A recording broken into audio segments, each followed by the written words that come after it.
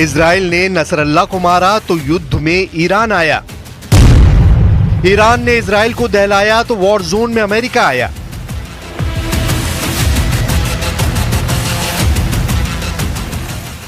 America के युद्ध में आते ही क्या पुतिन ने खाड़ी में दी दस्तक?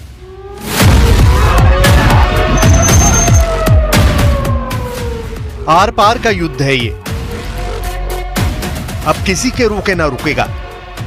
हर खेमे में ऐलान हो चुका है, इजराइल और इस्लामिक फाइटर की लड़ाई महायुद्ध में बदल गई है।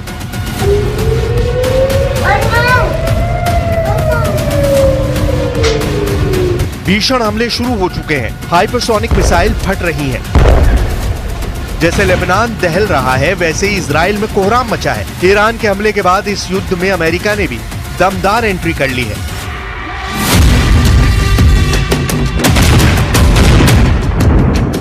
तुर्की भी इजराइल के खिलाफ मोर्चा खोल चुका है। मतलब ये कि महायुद्ध में अब महाशक्तियों के हथियारों की टक्कर शुरू होगी।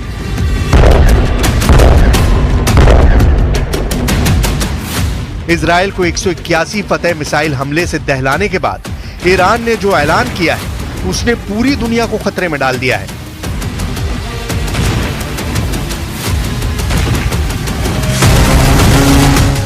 ईरान के सुप्रीम लीडर अली खामनेई ने अमेरिका को सीधी चुनौती देते हुए खाड़ी मुल्कों से फौरन रफा दफा होने का फरमान सुनाया है।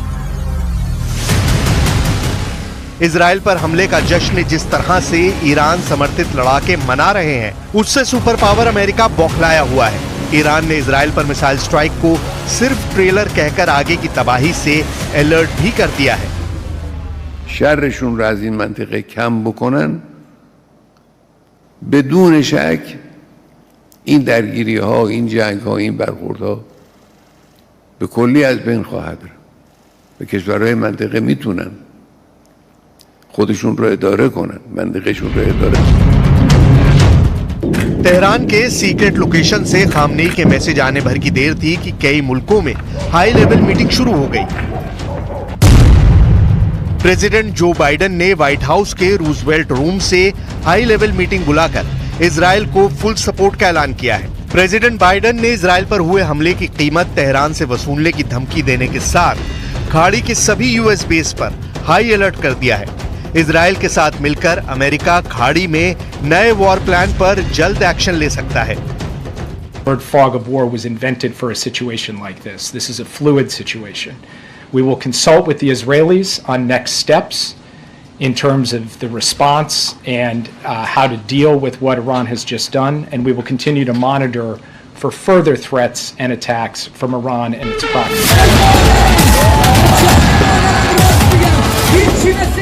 अमेरिका के ओपन ऐलान के बाद भी ईरान में जश्न का दौर जारी है। ईरान की सड़कों पर बैनर पोस्टर में युद्ध के लिए रेडी होने की धमकी दी जा रही है। मायने ये कि अब ईरान अपने सभी हिसाब चुकाने के मूड में है। लेकिन सुपर पावर से ईरान कितने दिन युद्ध कर पाएगा? अमेरिका के हथियारों की काट ईरान कहां से लाएगा? क्या ईरान अरब देशों के दम से अमेरिका इजराइल से युद्ध जीतने का भ्रम तो नहीं पाल रहा?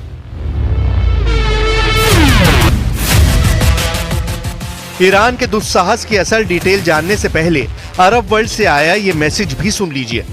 मैसेज है सऊदी अरब का, मैसेज है ईरान के लिए, जिसमें साफ कहा गया है कि सऊदी अरब खाड़ी में वॉर टेंशन को बढ़ने नहीं देना चाहता। The escalation that we've seen, but I will generally refer anyone who's interested to the Ministry of Foreign Affairs because they are designated to comment on this. However, looking at the global economy as a whole, looking at our region, it is clear is operating at a loss.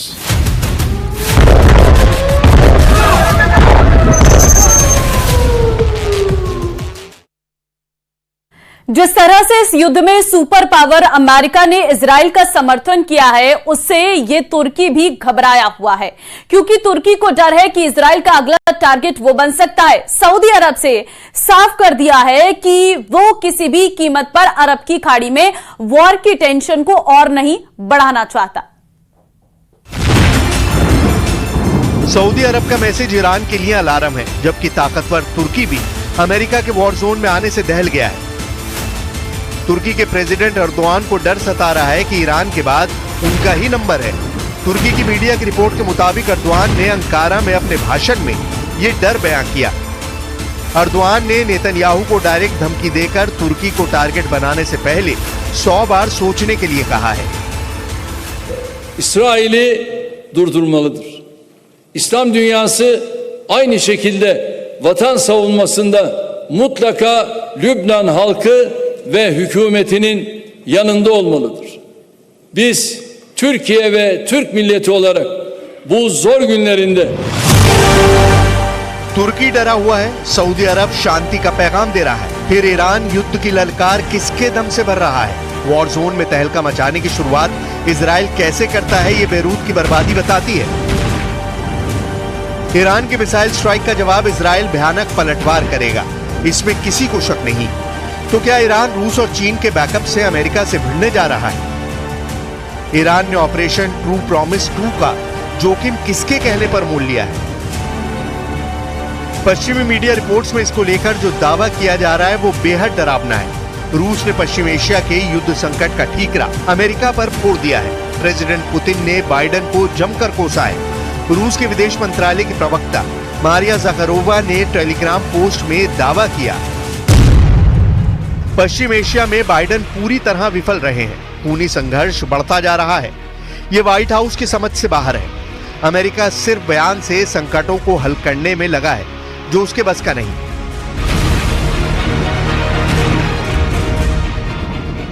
Israel के हमले के बाद Lebanon को राहत package भेजकर रूस ने अपना स्टैंड क्लियर कर दिया है। खाड़ी युद्ध में फिलहाल रूस ईरान खेमे में है। चीन पहले ही ईरान को सैटेलाइट डील करके मदद पहुंचा रहा है, लेकिन वॉर जोन में ये दोनों देश ईरान के साथ उतरेंगे इसकी कोई गारंटी नहीं है, खासकर चीन। उधर अमेरिका तय कर चुका है कि अब की बार ईरान का पक्का इलाज करेगा। ईरान को घुटनों पर लाने में अमेरिका और इजराइल को ज्यादा जोर भी नहीं लगाना पड़ेगा। अमेरिका इजराइल को हर तरह से मदद पहुंचाता है। हमास पर बरस रहे मिसाइल हों, हिजबुल्लाह के अड्डे पर फट रहे रॉकेट हों, या फिर हूती विद्रोहियों को दहला रहे जंगी जेट, ये सभी हथियार मेड इन अमेरिका हैं। इजराइल सुपर पावर के दम पर सभी दुश्मनों से अकेले लड़ रहा है। ऐसे में ईरान ने अगर इजराइल में घुसकर हमले की हिमाकत दिखाई तो अमेरिका को ईरान को सबक सिखाने में वक्त नहीं लगेगा। अमेरिका के 100 सैन्य अड्डे खाड़ी के देशों में हैं, जहां करीब 40,000 जवान तैनात हैं। बहरीन में मौजूद ईसा एयरबेस को अमेरिकी वायुसेना संचालित करती है। बहरीन में अमेरिका का बड़ा मिलिट्री बेस भी मौजूद है। बहरीन में नेवल फोर्सेस सेंट्रल कमांड और अमेरिकी नौसेना के 5वें बेड़े का मुख्यालय भी है। इसके अलावा भी अमेरिका के Kuwait, Oman, Iraq, Jordan, Philippines, Qatar, Saudi Arab, Seychelles, Syria, Thailand और संयुक्त अरब अमीरात में सैन्य अड्डे मौजूद हैं। अमेरिका के जंगी बेड़े चलते फिरते परमाणु गोदाम है। यूएस नेवी के एयरक्राफ्ट कैरियर ऐसे न्यूक्लियर हथियारों से लैस रहते हैं जो किसी भी देश को पल भर में परमाणु धमाके का एहसास करा सकते हैं। अमेरिका के एटमी हमले का जवाब देने की ताकत फिलहाल ईरान के पास नहीं है। चीन जैसे मौकापरस्त दोस्त से ईरान को एटमी हथियार हासिल करने की हसरत कभी पूरी नहीं हो सकती। बचे पुतिन तो वो इस युद्ध के गेम चेंजर साबित हो सकते हैं, जिन्हें दुनिया मोस्ट पावरफुल लीडर कहती है।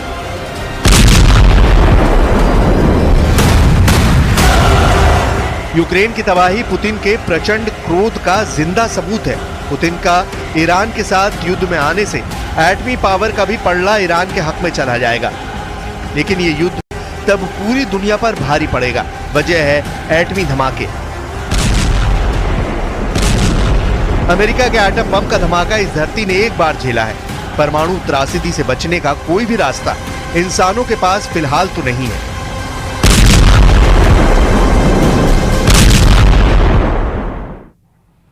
ईरान को जवाब देने से पहले इजराइल को ग्राउंड ऑपरेशन में बहुत बड़ा झटका लगा है। हिजबुल्लाह के खिलाफ क्या इजराइल ये युद्ध जीतेगा या फिर हारेगा? इन सवालों ने नेतन्याहू को तब परेशान कर दिया और इस वक्त इजराइल के एक साथ सैनिक 1 लाख सैनिक जो है लेबनान बॉर्डर पर खड़े हैं और पहले ही हमले में हिजबुल्लाह ने बड़ा झटका दे दिया है।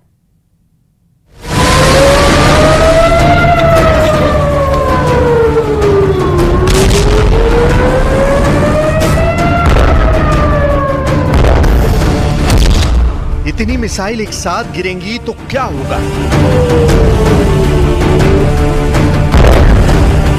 ईरान के एक हमले ने 1 अक्टूबर को पूरी दुनिया को बदल कर रख दिया है। इतनी मिसाइल से एक साथ बचाएगा कौन? इतने बड़े हमले के बाद इजराइल के सामने सबसे बड़ा सवाल ये मिसाइल नहीं बल्कि नेतन्याहू के सामने इससे भी बड़ा चैलेंज खड़ा हो चुका है।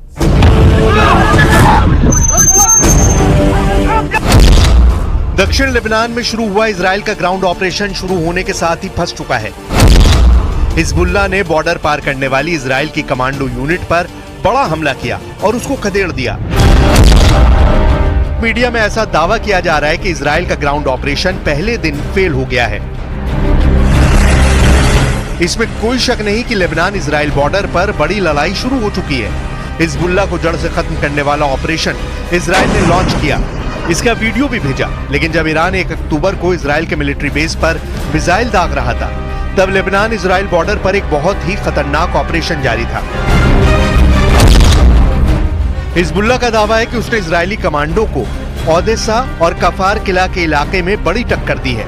उसके कई कमांडो मारे गए हैं, कई घायल हुए हैं। पॉइंट ब्लैंक रेंज से भी हमले का दावा किया गया है।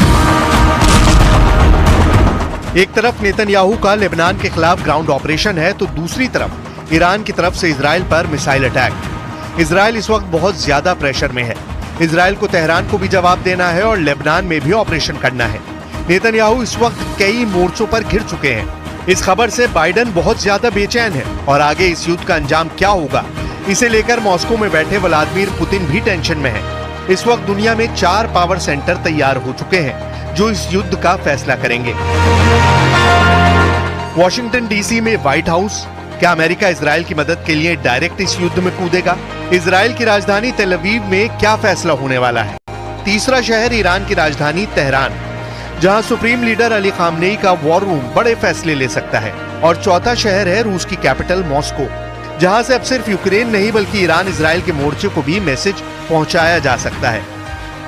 इस वक्त पूरा पश्चिम एशिया महायुद्ध के जलते हुए तवे पर बैठा हुआ है। नीचे आग सुलग रही है। बम, मिसाइलों और ड्रोन के हमलों से इस बार ऐसी तबाही की गारंटी दी जा रही है कि तेल अवीव से लेकर तेहरान तक दहशत फैली हुई है। ईरान के हमले के बाद अब गेंद इजराइल के पाले में है और नेतन्याहू लगातार मीटिंग करके पूछ रहे हैं कि ईरान को कैसे जवाब दिया जाए, हिजबुल्लाह को कैसे खत्म किया जाए।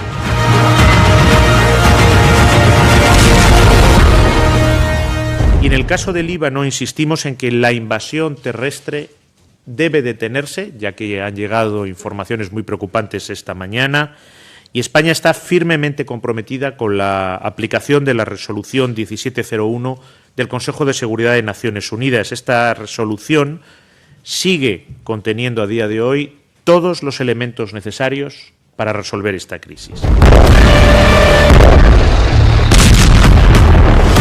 2024 में सितंबर का महीना पश्चिम एशिया में नई आग लेकर आया, जब बेरूत में हिजबुल्लाह चीफ हसन नसरल्लाह को इजराइल ने एयर स्ट्राइक में खत्म कर दिया। इसके बाद 1 अक्टूबर को ही ईरान ने इजराइल पर हमला कर दिया। सवाल है कि क्या इसी महीने अमेरिका और रूस भी इस युद्ध में कूदेंगे और महायुद्ध शुरू हो जाएगा? अगर अमेरिका इस युद्ध में कूदेंगे तो क्या होगा, ये बड़ा सवाल है।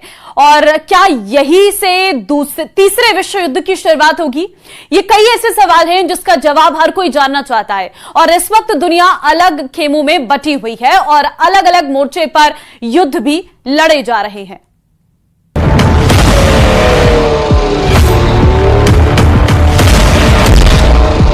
इस वक्त ईरान और इजराइल 2 कैंपों में बटे हुए हैं। इसे महाशक्तियों की टक्कर कहा जा सकता है।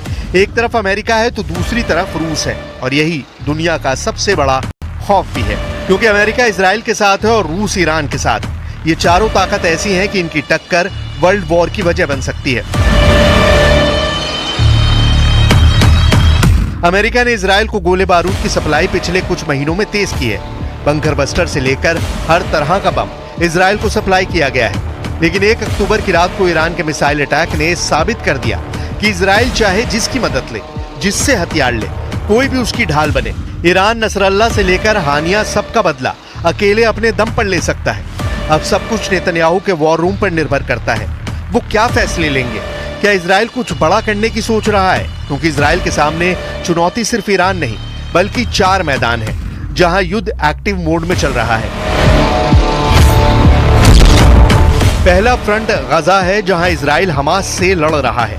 दूसरा फ्रंट लेबनान है जहां इजराइल हिजबुल्लाह से लड़ रहा है। तीसरा फ्रंट यमन है जहां इजराइल हूती के अड्डों पर बमबारी कर चुका है। अब चौथा फ्रंट इराक बन सकता है क्योंकि इराक में ईरान के समर्थन वाला मिलिशिया गुट हशद अल शाबी भी एक्टिव हो गया है। जब ईरान की मिसाइल इजराइल पर गिर रही थी तभी यमन में भी हूती अपनी कुद्स 5 मिसाइल इजराइल पर फायर कर रहे थे। इन्नल क़ुव्वातिल मुसल्लहतल यमनिया तुबारिकु अमलियतल वअद अस्सादिक़ ईरानियत अत्थानिया ضد العدو الإسرائيلي وتؤكد استعدادها للمشاركة في أي عمليات عسكرية مشتركة ضد العدو الإسرائيلي انتصارا للشعبين الفلسطيني واللبناني وردا على أي عدوان إسرائيلي يطال جبهات الإسناد। मोर्चे बढ़ने से इजराइल के ग्राउंड ऑपरेशन की कामयाबी पर सवाल उठने लगे हैं। 1 अक्टूबर की रात ईरान के मिसाइल अटैक ने इजराइल के ग्राउंड ऑपरेशन को मुश्किल में डाल दिया है। अमेरिका को भी खतरा है कि इजराइल का हाल फिर वर्ष 2000 और 2006 जैसा ना हो। अमेरिका पहले भी कह चुका है कि वो नहीं चाहता कि गाजा के अलावा इजराइल किसी दूसरे फ्रंट पर लड़ने के लिए मजबूर हो जाए। Well, I think it's certainly not very realistic because that was the claim in 2006 with the other war on Hezbollah in the south of Lebanon, and it took almost a month to get ceasefire and end of the aggression on both sides. So I think it's going to take a long time, particularly that ground invasion will involve element of Hezbollah who are very well trained in guerrilla warfare. 2006 में Hezbollah इतना मजबूत नहीं था, लेकिन उसने अपने दम पर इजराइल को सीज फायर के लिए मजबूर कर दिया था। यही वजह है कि इजराइल अमेरिका से इस बार भी पूरा बैकअप चाहता है। नेतन्याहू लेबनान में घुसकर हिजबुल्लाह को कोने कोने से खत्म करना चाहते हैं। इसे आप नेतन्याहू का ऑपरेशन ऑल आउट भी कह सकते हैं। लेकिन इससे पहले ही ईरान ने कर दी इजराइल पर सर्जिकल मिसाइल स्ट्राइक। सवाल ये भी है कि क्या इजराइल हिजबुल्लाह के खिलाफ युद्ध को इतनी आसानी से जीत सकता है, जबकि इससे पहले वो 2 बार फेल हो चुका है। Israel is triumphant with the success of its assassination of Nasrallah and the entirety of the senior leadership of Hezbollah. So I think that has given it impetus to carry on with what it thinks could be the elimination of Hezbollah, which is almost impossible. Iran के missile attack के बाद अब Israel की मदद के लिए America काफी दबाव में है। वो इजराइल के आसपास अड्डों पर फौज और फाइटर जेट की तैनाती बढ़ा रहा है। इस वक्त पूरे पश्चिम एशिया में अमेरिका के 40,000 सैनिक पहले से ही तैनात हैं। इराक से लेकर सऊदी अरब और कतर से लेकर कुवैत तक अमेरिका के कई सैन्य अड्डे हैं, जहां पर उसके सैकड़ों फाइटर जेट भी तैनात हैं। लेकिन हिजबुल्लाह और इजराइल की लड़ाई बॉर्डर पर हो रही है और वहां इजराइल को कामयाबी के लिए कुछ नया सोचना होगा, क्योंकि अब हमला चारों तरफ से हो रहा है और इजराइल के पास अमेरिका की गारंटी ही सबसे बड़ी ताकत बची है।